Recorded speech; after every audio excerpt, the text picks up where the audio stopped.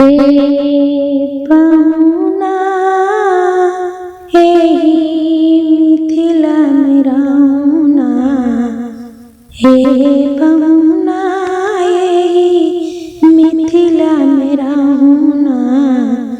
जाने सुखवा ससुरारी में, जाने सुखवा ससुरारी में, ताने सुखवा काहुना। हे पहुना हे मिथिला मेराउना, हे पहुना हे मिथिला मेराउना। रोज सवेरे उठन मल के इतर से नहवाई हो, रोज सवेरे उठन मल के इतर से नहवाई हो। एक महीना के भीतर करिया से गोर बनाइब हो, एक महीना के भीतर करिया से गोर बनाइब हो। हर झूठ कहत ना बानी तनिको, हर झूठ कहत ना बानी तनिको, मौका एगो दीहुना।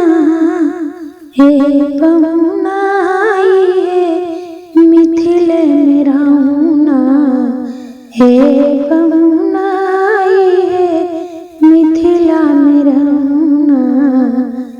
नित नवीन मन भावन व्यंजन भर सब कंचन थाली में, नित नवीन मन भावन व्यंजन भर सब कंचन थाली में। स्वाद दुख बढ़ जाए सुनसाली सरहज के गारी में, स्वाद दुख बढ़ जाए सुनसाली सरहज के गारी में। बार बार हम करब चिरौरी, बार बार हम करब चिरौरी, हवे कुछ लेहुना।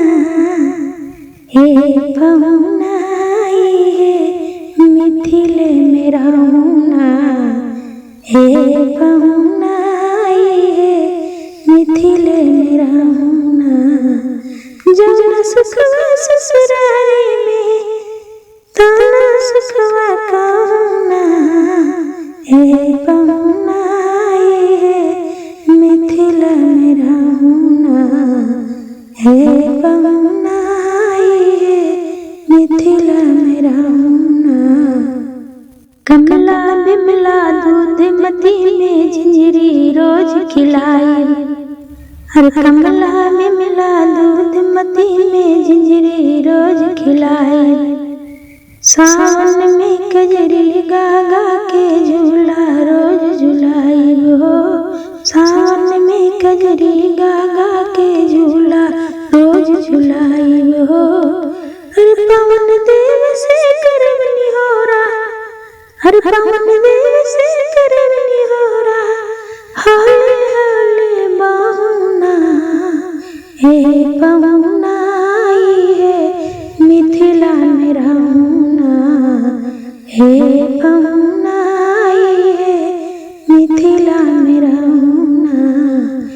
जान सुखवा ससुरारी में, जान सुखवा ससुरारी में, ताने सुखवा काहुना। हे पहुना हे मिथिला मेराउना, हे पहुना हे मिथिला मेराउना। हमर निहोरा रघुनंदन से माने या ना माने, हमर निहोरा रघुनंदन से माने या ना माने। पर ससुरारी के नाते प्रताप के आपन जाने, पर ससुरारी के नाते प्रताप के आपन जाने। या मिथिला में रह जाऊं, या मिथिला में रह जाऊं, या संग अपनी रख लूं ना। या मिथिला में रह जाऊं, या संग अपनी रख लूं ना। हे पहुना हे मिथिला मेराउना, हे पहुना हे मिथिला मेराउना। आप सभी को मेरा गाना अच्छा लगे तो मेरे गाने को लाइक करें, शेयर करें और मेरे चैनल को सब्सक्राइब करें।